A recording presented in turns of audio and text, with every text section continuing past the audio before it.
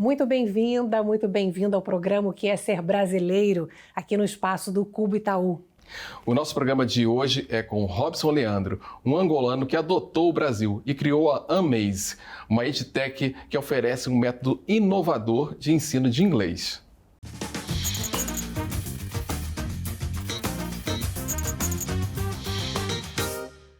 Estamos recebendo aqui Robson Leandro. Muito obrigado pela sua presença. Obrigada, Robson. Obrigado por me receber.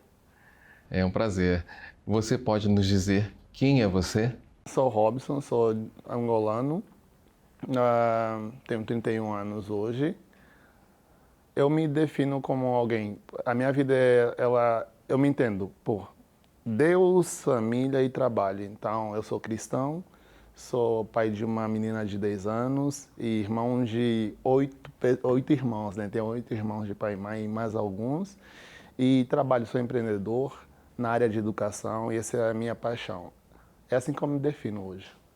Ô Robson, você é natural de Luanda, não é isso? Isso. A capital, né, de Angola. E você já falou um pouquinho aí das suas raízes, né? Conta pra gente como é que era a sua vida lá em Angola. Tá bom. Bom, eu nasci em Angola em 1991, que foi um período em que estourou a guerra civil em Angola, pouco depois de ter estourado a guerra civil. Então, isso deixou a minha infância diferente da infância de algumas pessoas, né? Crescer num ambiente com guerra é diferente, diria. Bom, minha família nunca teve muitos recursos financeiros, então a gente sempre morou em periferia. Eu lembro de a gente morar por um bom tempo em casa, lá a gente chama de casa de chapa, onde as paredes são de chapa de zinco, paredes metálicas, né? E a gente não tinha coisas como energia elétrica, água canalizada e privada em condições, por exemplo. Então, a gente sempre teve muita dificuldade, mas também muita alegria. Eu tenho 8 irmãos de pai e mãe. À medida que eu fui crescendo, eu sou o terceiro dos 9, eu fui recebendo outros irmãos. No início não éramos 9, mas a casa sempre esteve cheia e sempre com muita alegria. Bom, parte da minha infância é isso. Então, crescer em periferia, num ambiente de guerra, mas como eu nasci na capital, a capital não foi tão afetada assim nos conflitos armados lá em Angola. Então, a gente ouvia mais notícias, via movimentação de guerra, mas felizmente a gente não sentiu tanto quanto o pessoal sentiu no interior do país. Uhum. Você falou que tem 8 irmãos, né? Vocês brincavam de quê? Essa galera toda brincava de quê? Olha, bom, na falta de recursos, as pessoas se tornam muito criativas. Então, a gente construía, lá chama de bonecos, né? E é de tudo. Arame, a gente usava arame, a gente usava barro, a gente usava latinhas, por exemplo. Tinha latas de óleo de dendém, por exemplo, a gente recortava e fazia caminhões de brinquedo e esse tipo de coisas. E seus pais faziam o quê, Robson? Minha mãe se ocupava de educação de casa, né, cuidava da gente. Ela nunca teve um emprego formal e ela também não estudou além do ensino fundamental. E meu pai fez o ensino médio, mas ele não se ocupou do que ele aprendeu no ensino médio. Então, ele fazia o que aqui chamam de bico, né? Então, ele sempre deu o jeito dele de nos sustentar. Não tinha uma profissão, nenhum dos dois teve uma profissão, para eu dar nome agora. Ele fazia várias coisas. Fazia várias coisas.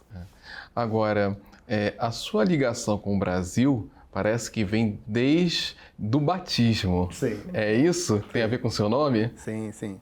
Meu nome é Robson Leandro Alberto e o Leandro é por causa de Leandro e Leonardo. Da né? dupla sertaneja? Da dupla sertaneja. Seus pais eram fãs? Minha mãe Sua era mãe? muito fã.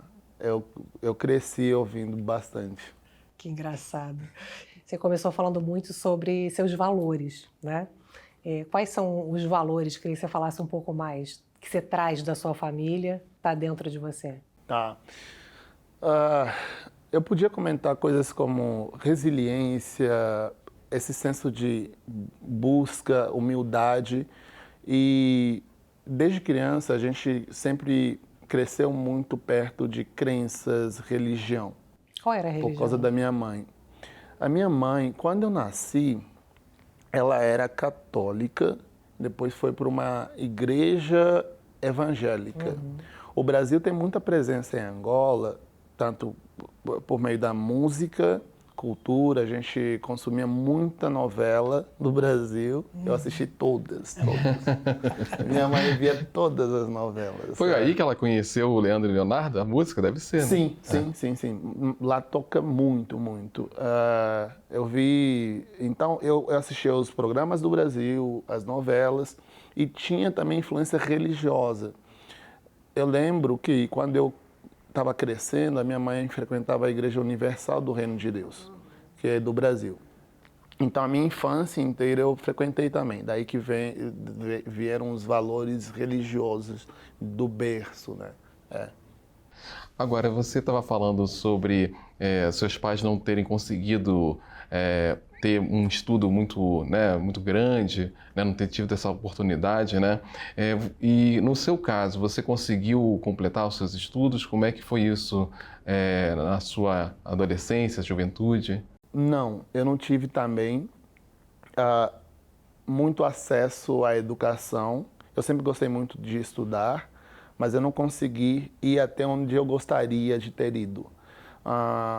Então, eu acabei não completando o ensino médio. Cheguei até o final, o último ano do ensino médio, mas eu não completei o ensino médio.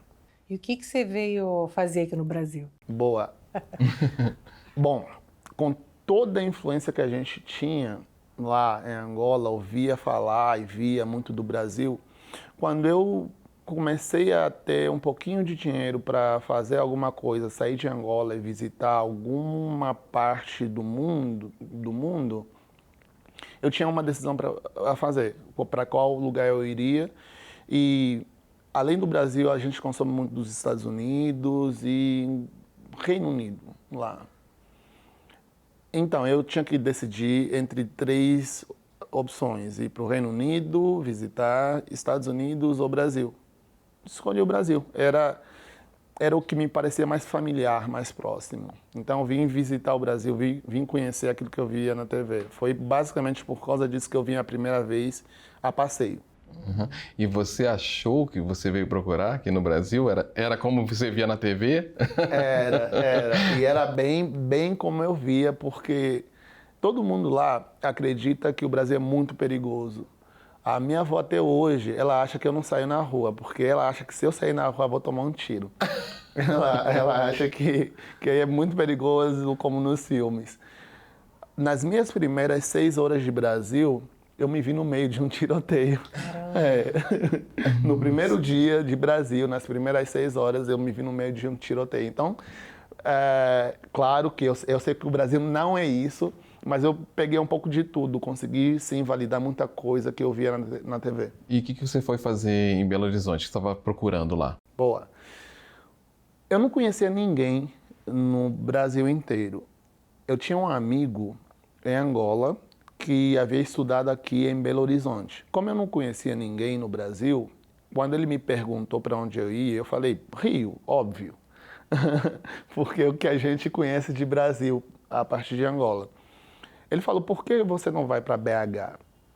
Eu falei, o que eu iria fazer em BH? Aí ele me falou, olha, já tem pessoas para te receber, eu estudei lá, tem muita gente conhecida e eles são muito acolhedores. E ele me apresentou, me conectou a essas pessoas, por isso eu fui para Belo Horizonte pela primeira vez, por isso que eu fui. Mas vem cá, você veio morar aqui por quê? Boa. Entendi. Então, nessa primeira vez que eu fui para Belo Horizonte, conheci a turma que esse amigo meu apresentou, me conectou, E entre essa turma tinha uma menina de Belo Horizonte que eu comecei a namorar. Tá explicado. Foi isso. Foi isso. Sempre isso, né? Sempre o coração, né? E namoramos durante algum tempo, eu ia e vinha. Eu vinha de 6 em 6 meses eu estava aqui no Brasil. Foi bem complicado namorar à distância, mas a gente conseguiu manter. E eu me casei com essa pessoa em 2016, lá em Belo Horizonte. Por isso que eu vim morar no Brasil. Ah, por causa do casamento. Isso. Entendi. Entendi. Agora, você, lá em Belo Horizonte, você começou a trabalhar com o quê? Boa.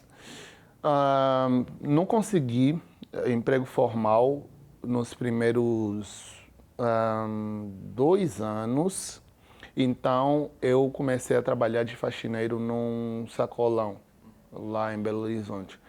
Primeiro, entre faxina e organizar frutas e legumes, e depois caixa e outras funções lá dentro. Mas sim, foi isso durante um bom tempo. E o que você sentiu da recepção do brasileiro a você? Foi muito boa. Eu acho o povo brasileiro muito caloroso, bem parecido ao povo angolano em muitos aspectos. Então foi boa, eu gostei. O que você diria que é parecido e diferente? Muita coisa parecida, muita coisa diferente. Mas vamos lá, pontos em comum. Essa questão de ser um povo mais afetivo, mais caloroso do que alguns outros povos no mundo. Tem muita questão também de música, é um povo com muita musicalidade, dança, a comida se assemelha muito, principalmente em algumas regiões específicas, como Minas, Bahia. Então é isso que eu noto de semelhança, além, obviamente, do idioma, né? Que é o mesmo idioma. Diferenças vão muito para questões sociais que foram causadas também pela evolução dos lugares. Por exemplo, Angola se tornou república apenas em 1975, então está algumas boas décadas atrás do ponto de evolução como nação. Então, questões sociais de como se vive, que também acabam afetando a cultura, são as maiores diferenças que eu noto. Uhum. Você sofreu algum tipo de preconceito por ser imigrante, por ser negro aqui no Brasil? Já sim, já sofri. Já experimentei isso, né? Vivi isso. Mas eu não carrego muito comigo. Eu ignoro. Eu nunca consegui fazer uma leitura apropriada disso, até porque eu não entendo muito. Foi estranho para mim, porque algumas coisas que aconteceram eu nunca tinha experimentado lá. Então eu não consigo entender muito bem a cabeça da pessoa que se porta daquele jeito, né? Não sei de fato por que acontece. Não sei responder se é muito mais por causa da cor da pele ou de ser de outro país, não sei. Uhum. Agora, você está falando do seu trabalho, mas parece que você também começou a trabalhar como professor ainda em Belo Horizonte, né? E aí fez uma transição para a tecnologia. Como é que foi isso? Os meus pais sempre tiveram a crença, a fé, depositaram em mim essa visão de que eu seria a pessoa que estudaria pra caramba e mudaria a vida da família. Então eu sempre estudei muito, sempre gostei muito de estudar. Quando eu estava no ensino médio, eu seria a primeira pessoa da família a entrar para uma faculdade. E eu estava muito animado para isso. É como se eu estivesse caminhando para um futuro que já foi desenhado para mim, né, que os meus pais me colocaram na cabeça. E a gente não cresceu com meu pai. O meu pai não morava com a gente. A minha mãe que criou a gente. A minha mãe fez um esforço enorme para nos criar, para criar bons seres humanos. E, bom, para mim a minha mãe era como se fosse um deus para mim, por tudo que ela fez. Então, quando eu estava no ensino médio, terminando o ensino médio, por isso que eu não tenho faculdade, a minha mãe faleceu. E isso aqui mudou tudo, assim, na minha vida e na vida dos meus irmãos. A gente foi morar com a minha avó num lugar muito distante, então não tinha condições logísticas, financeiras, emocionais para continuar estudando na época. Depois que eu vi que eu não ia conseguir fazer faculdade, como eu cresci em periferia, eu temia que eu ia enveredar para o que muitas das pessoas que eu conhecia enveredaram. Algumas eram delinquentes, outras tinham um emprego bem mais ou menos, né? Que é aquele emprego que você vai de manhã cedo, torce para dar final do dia e depois ir tomar cerveja e fazer filho. Era assim como os jovens que eu conhecia viviam. E eu não queria aquela vida para mim. E eu tinha essa crença de que só a educação pode mudar a perspectiva de um indivíduo. Como já não tinha faculdade, eu falei, poxa, e se eu aprender inglês? Eu falei, poxa, se eu aprender inglês, eu pertenço ao mundo. Só que eu não tinha dinheiro para fazer inglês, para aprender inglês, para pagar um curso de inglês. Eu falei, e se eu desenvolver uma metodologia para aprender inglês?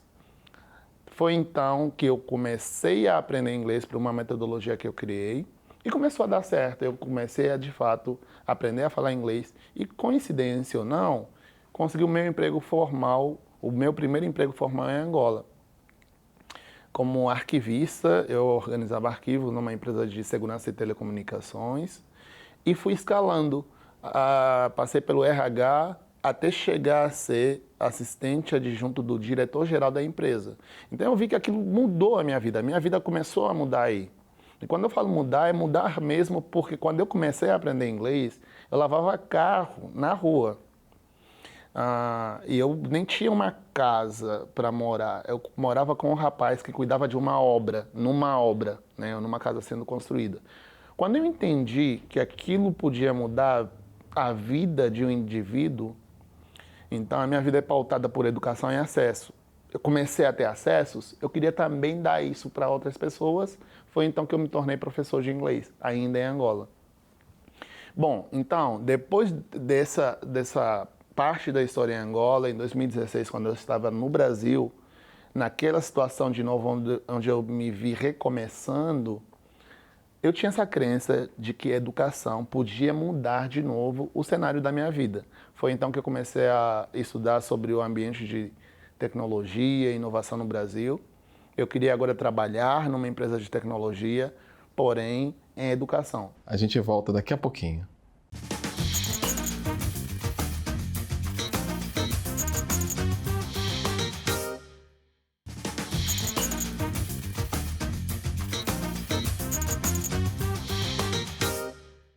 O Quer Ser Brasileiro está de volta com o Robson Leandro. Robson, a gente estava falando de inglês, de educação, e você montou, né, fundou a Amaze. O que é a Amaze? Eu sempre acreditei que, primeiro, a forma como as pessoas aprendiam inglês estava errada. Era muito complexo e, eu diria, burocrático. Era chato. As pessoas gastavam muito tempo para aprender, gastava muito dinheiro e muitas vezes nem era efetivo, porque tinha que pagar matrícula, material, multa se parar e tinha que estudar a língua inglesa, que é diferente de você aprender a falar um idioma e você estudar a língua, né? A forma como eu aprendi, com essa metodologia que eu criei lá atrás, me ajudou a ver que era muito mais simples, descomplicado do que aquilo que era apresentado nas escolas. Portanto, eu queria entregar isso para as pessoas, porque me ajudou a aprender inglês, espanhol e francês com essa metodologia. E eu dei nome a isso. Na época eu chamei de This Way, que era mostrar o caminho ou o jeito descomplicado de aprender. É assim que eu ensinava.